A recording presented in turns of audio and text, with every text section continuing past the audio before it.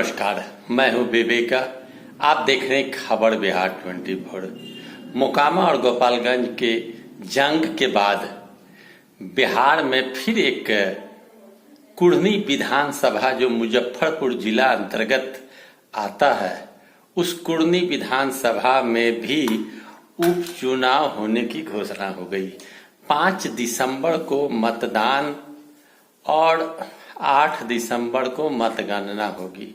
कुढ़नी विधानसभा के राजद विधायक अनिल सहनी की सदस्यता समाप्त हो गई।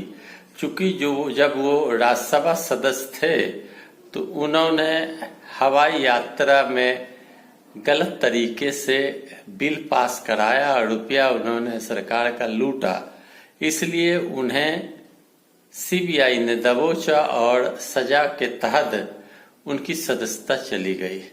कुढ़नी विधानसभा जो मुजफ्फरपुर जिला अंतर्गत है, राजद के विधायक अनिल सहनी थे और अब वहां उपचुनाव होनी है। इस उपचुनाव में फिर एक बार महागठबंधन और भाजपा आमने सामने होगी। भाजपा को मुंह की खानी पड़ी मोकामा में और गोपालगंज में भी भाजपा जीतकर हार गई। अब फिर एक बार कुढ़नी विधानसभा में राजद की इस सीट को जीतने के लिए भाजपा को एड़ी चोटी एक करना होगा। कुढ़नी विधानसभा में वीआईपी पार्टी के मुकेश सहनी ने भी घोषणा किया है कि वो भी उम्मीदवार उतारेंगे। अब देखना है कि कुढ़नी विधानसभा उपचुनाव में मुकेश सहनी और भाजपा राजद महागठबंधन के अलावे कौन सी पार्टी मैदान में आती है, अब तक घोषणा नहीं हुआ।